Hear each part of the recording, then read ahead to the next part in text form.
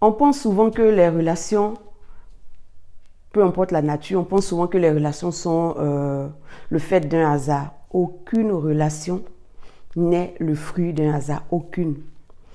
Toutes les relations dans ta vie sont programmées. Tu peux ne pas comprendre par immaturité, par ignorance, tu peux ne pas comprendre le but d'une relation, mais aucune relation dans ta vie n'est le fait d'un hasard. Toute relation dans ta vie a un objectif, une raison, mais aussi une saison. Et on détermine 3 types de relations. La première relation, c'est la relation à vie. C'est la relation que tu as avec tes parents. Ton père, ta mère, tes frères. C'est des personnes, même si vous disputez, c'est des personnes qui feront toujours partie de ta vie. Ce n'est pas des personnes que tu peux couper. C'est vrai, vous pouvez couper, vous pouvez vous ignorer tout et tout, mais toujours est-il que quand on parle des relations à vie, tes parents font ça. C'est la relation, je vais dire, la plus facile à gérer parce qu'on n'a pas véritablement besoin de discerner, détecter la raison de cette relation puisqu'elle est évidente. Ce sont tes parents, c'est ta famille. Ensuite, il y a la relation que j'appelle relation temporaire. C'est une relation qui commence toujours avec passion, avec fougue. Ce genre de personnes-là, ce genre de rencontres, quand tu les fais, là, vous êtes tellement compatibles, vous êtes tellement in sync. C'est que tu te demandes, mais attends, mais où tu étais toute ma vie? Mais en fait, si tu réfléchis bien ou si tu prends le temps d'analyser l'état d'âme, l'état d'être dans lequel tu es, tu vas comprendre que la personne est peut-être rentrée dans ta vie pour une raison autre que ce qui est évident. La plupart du temps, ce genre de rencontres se font quand tu es dans le besoin. Tu es dans une période de questionnement. Je prends un exemple simple. Tu as envie d'écrire un livre. Tu te demandes comment faire, mais je connais personne, comment faire? Ah Seigneur, aide-moi, j'ai vraiment besoin de rencontrer quelqu'un, j'ai besoin d'aide, j'ai besoin de temps. Donc, tu es sur ce projet de livre et tout à coup, une personne rentre dans ta vie.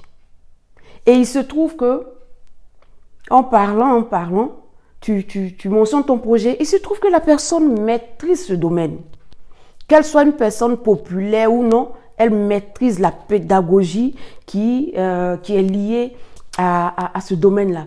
Et en fait, tu dois comprendre que, au-delà de tout ce que tu peux penser, voilà pourquoi cette personne est arrivée dans ma vie. Je suis sur un projet, la personne maîtrise tout ce qui est du domaine du projet. La personne est venue m'aider, Il y a des relations qui vont bien sûr au-delà de ça, mais tu dois pouvoir discerner le rôle, le but d'une rencontre. Ça va t'empêcher de faire perdurer ce qui doit prendre fin. Parce que une relation temporaire que tu veux rendre relation à vie finira par te péter au visage parce que la personne a atteint son objectif. La personne t'a communiqué sa connaissance. La personne t'a donné ce dont tu as besoin pour écrire ton livre. La personne doit partir. Mais comme tu te sens redevable, comme tu veux exprimer ta reconnaissance ou bien tu as développé une certaine dépendance vis-à-vis de cette personne, tu n'as pas envie que la personne parte.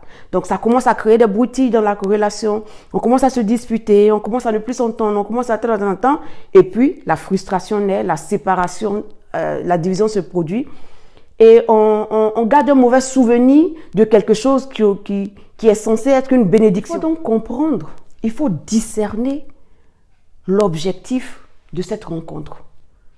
Chaque fois que tu rencontres quelqu'un, prends ton temps. Avant d'être agité, de sauter dans tous les sens, prends ton temps, assois-toi et pose-toi la question. Qu'est-ce que je cherchais? Je priais pourquoi? Quels sont mes objectifs? Quelles sont mes ambitions présentement? À quoi est-ce que je pense? Qu'est-ce qui m'empêche de dormir les nuits? Qu'est-ce qui a provoqué cette rencontre? Et quand tu rentres dans cette manière d'aborder la vie, tu gardes ton calme devant tout ce qui est agitation, devant tout ce qui est provocation, parce que tu sais qu'il y a un objectif. Quand tu sais que cette personne est dans ta vie pour tel objectif, peu importe les petites occasions de quoi que ce soit pour venir troubler, tu gardes ton calme parce que tu sais ce que tu sais. Tu sais où tu vas, tu sais pourquoi cette personne est dans ta vie. Donc, tu ne mélanges pas les choses en fait. Donc là, on a vu les relations à vie, les relations avec la famille et les relations temporaires qui commencent de manière violente la plupart du temps, mais qui véritablement répondent aux questions du moment. Et puis enfin, on a la troisième que j'appelle relation périodique ou saisonnière. Mais j'appelle ça aussi la visite du prophète. Parce que c'est le genre de rencontre toujours qui vient, le genre de rencontre qui vient répondre à un questionnement, à un trouble intérieur, à une quête personnelle, à une introspection. Mais c'est une personne que tu rencontres qui va t'aider sur le coup et la relation va passer en mode pause. C'est-à-dire pendant un moment, il n'y a pas de problème, mais bon, il n'y a plus trop ça entre vous. Vous n'êtes pas en palabre, rien, il ne s'est rien passé. La relation est juste passée en mode pause. C'est son cours normal. Donc, il ne faut pas paniquer. Il ne faut pas chercher à comprendre, mais qu'est-ce que j'ai fait? Pourquoi la personne s'est éloignée? Peut-être que j'ai dit quelque chose. Non, ça n'a rien à voir avec toi.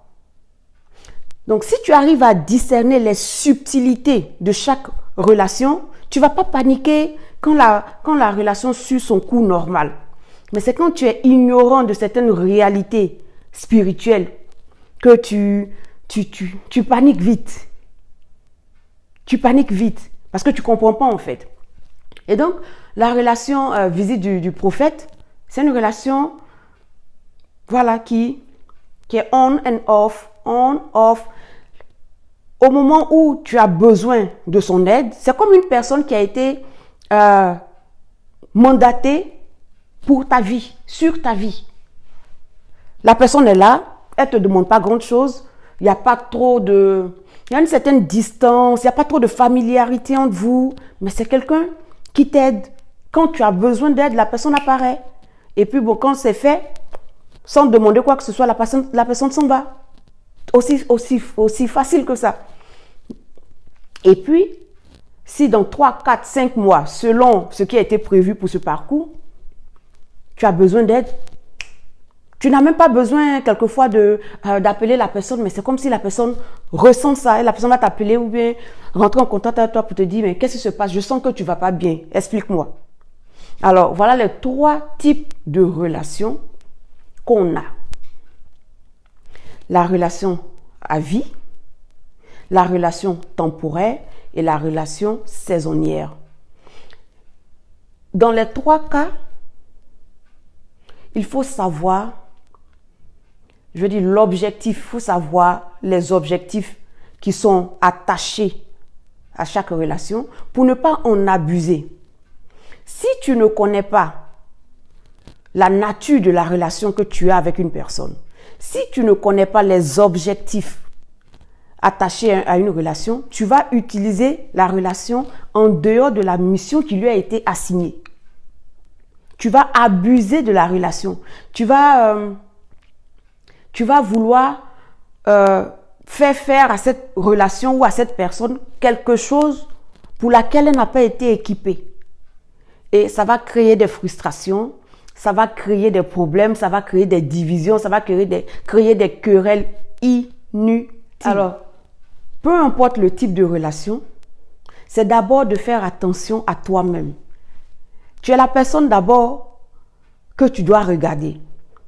C'est quand tu vas faire attention à ton être intérieur, à ce qui se passe, au questionnement, aux troubles, aux besoins de ton être intérieur, de ton être profond. Quand tu vas faire attention à ces besoins, tu vas pouvoir identifier la nature de cette rencontre, de cette relation. Tu vas pouvoir déterminer pourquoi telle personne apparaît dans ta vie à tel moment. Parce qu'il y a une raison.